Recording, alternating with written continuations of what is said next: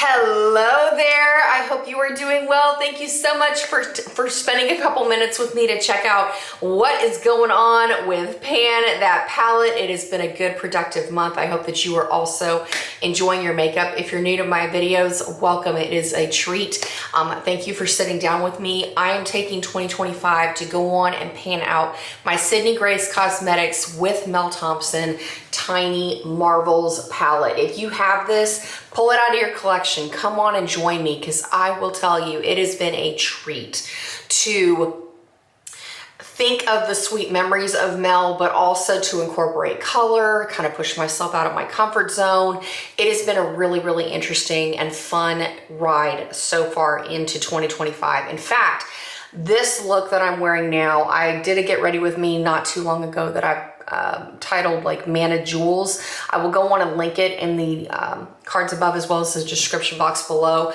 I used a ton of shadows from this palette, and it is a gorgeous way to wear an everyday smoky eye, but have a little bit of a whimsical twist. I went through with the shade Scarab all over my lid. I've got the shade Mantis, which is a really bright, fun Kermit the Frog green going on in my crease. And then I've toned it down with some neutrals, but it's just like, it's that pop of wow without being too over the top where you feel overly made up or too avant-garde or looking like you're trying to be way, way beyond what is like normal for everyday makeup. You know what I mean? So we're going to talk about what's going on with the Tiny Marvels palette, and then I'll also give you some behind the scenes look at some of the other shadows that I have been wearing. So let's first roll back to the month of March to talk about kind of where I was with the palette. I had, you know, hit pan on a couple of shadows from doing my Blackberry Wine look. In fact, I'll link that below as well. And then, you know, also to kind of talk about how I was using those shades. So let's take that sneak peek back at March.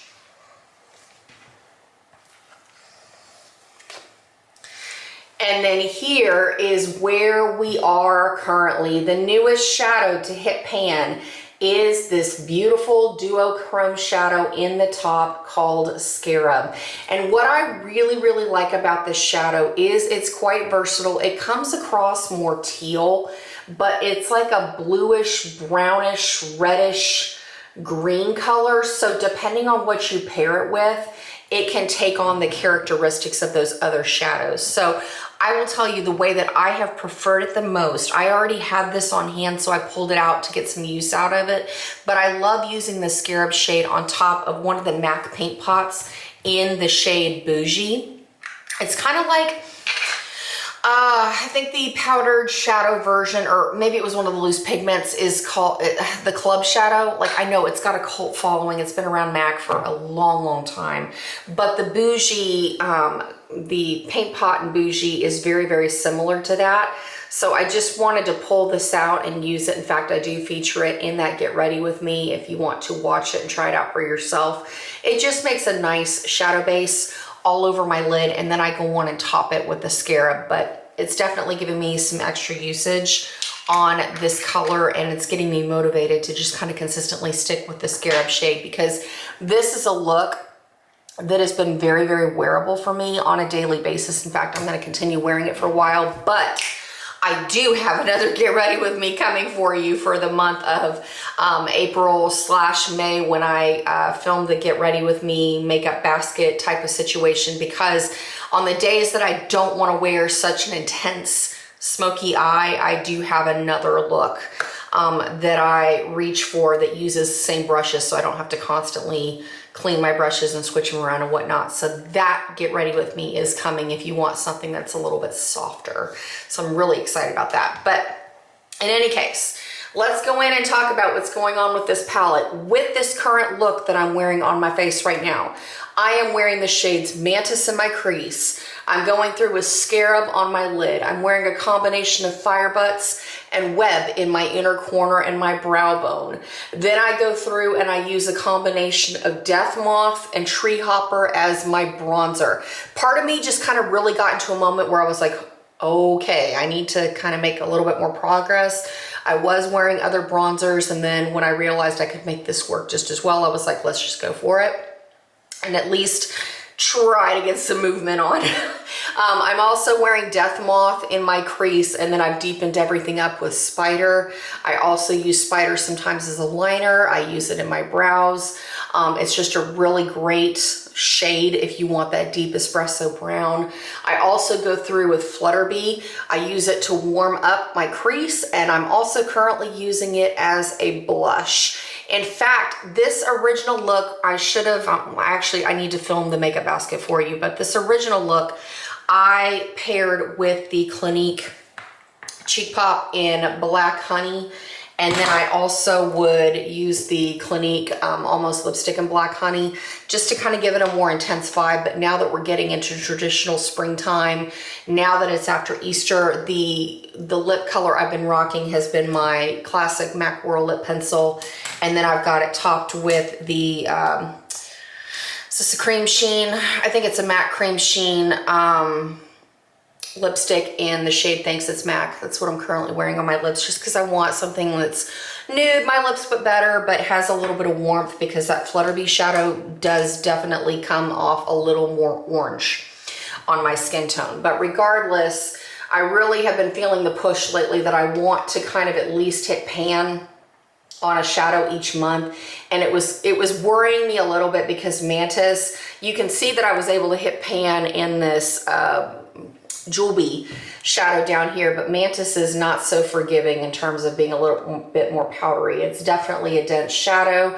I've got a little bit of a dip going on in there, but I really need to give it the time before I'm gonna see any significant progress. So it definitely means that I need to wear this look a little bit longer, a little bit more often, definitely be reaching for it in the fall. But otherwise, you know, as far as things go, I'm happy with the progress so far on Scarab.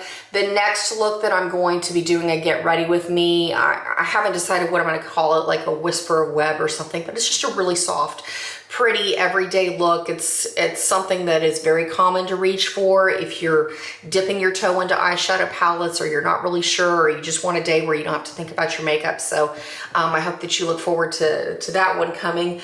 But otherwise, as we keep going forward, I really would like to hit pan on Mantis before I make any major jumps to try a completely different vibe, because I am side-eyeing these colors of like BB and Meadowhawk and Marvel to be more summertime shadows with those beautiful rose golds and reds. The other thing that kind of changed for me is I was using an Anastasia single in Deep Plum on my lower lash line to kind of make some progress in that, but I am back in using, what is the shade? Bugaboo on my lower lash line because I do want to make a little bit more progress. You can see the little bit of a dip, but no pan so far. So that is where we are with Tiny Marvels.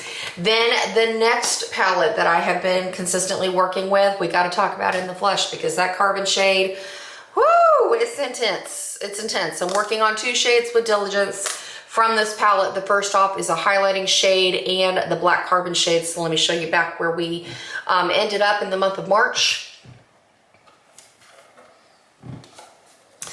And then here is where we are currently. I am so stinking proud of where we are with carbon, because this has been a labor of love to get it to this point. A matte black shadow is no joke. I have been working on this for so long.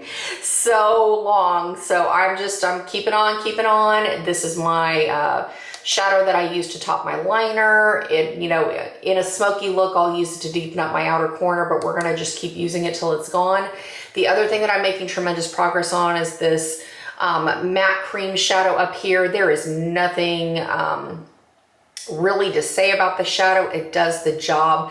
It's great in your inner corners. It's great under your brow bone. I use it kind of as a base shadow in the look that I'm wearing now, and it is the highlighting shadow for the look coming up. So pull out some of your matte creams that sometimes can get overlooked in your collection. They're fantastic as foundation shades for your looks. So that is where we are currently with the MAC in the Flesh palette. So hopefully Oh goodness, next goal for May. When we come back and talk in May, I'm kind of hoping that I'll have this bottom, this side, this bottom corner kind of cleared out. If you could see this in person, you would see that I have a very, well, you can kind of see it. I have a very deep well where I kind of I tap my shadow under the surface of the shadow, so it's clearing out the bottom of the pan where it's making like a shelf situation. I don't want it to crumble, but that's kind of how I've naturally worn the shadow down. So I hope you can see it. I can kind of see it in the viewfinder, but that's been a funny, interesting way to kind of get through that shadow and always kind of keep me on the edge a little bit of, is it gonna collapse today, where I'm gonna have to like repress that shadow and then feel like we're starting off at square one with a matte black, because once you fill up the whole bottom of the pan, it's gonna be like, oh no, we've started all over again. And then lastly, I didn't get as much use on this like I spoke about a few minutes ago, but my Anastasia Beverly Hills Single in Deep Plum, let me show you where I was last time, because I don't know if this is gonna look like I made a lot of difference, but well, I guess we'll just do this side by side. But here is where I am currently with that Anastasia Deep Plum shadow. I do want to use this and finish it before the end of 2025, but I'm just not feeling it with this look anymore. Like, that's where I figured I'm just gonna go through and Tiny Marvels as much as I can out of my look for the next couple of months, just to see what kind of progress I make. So we made a little bit. I mean, I did have a couple weeks where I used it consistently, but I guess I needed to take a break for a while and see what kind of progress I could make with Tiny Marvels. But other than that, that's where we are. Short, sweet, to the point update. Like I said, I've got those get ready with me's. You can check them out. Get some ideas. Like, so far I've posted 2 get ready with me's, because I will tell you, if I post a get ready with me, that is I reach for it every day. I capsule pan my makeup wardrobe. It is tried and true. So I hope that you feel just as comfortable trying those looks out, because this is what I'm wearing everywhere I go in my normal day-to-day life. So I hope that you have as much fun with those colors. So if you have not jumped into the Pan That Palette Challenge yet, come on and join us. It is an amazing, amazing experience. And there are so many people panning way cool palettes out of their collection. They're coming up with eyeshadow combinations that are, you know, unique and different. So if you want to do avant-garde looks, or if you want to do everyday normal looks for glasses, looks for whatever you want, there's going to be somebody out there that is painting that is going to really resonate with you. So come on and join us. Until next time, take care, and I look forward to seeing you very, very soon. Adios.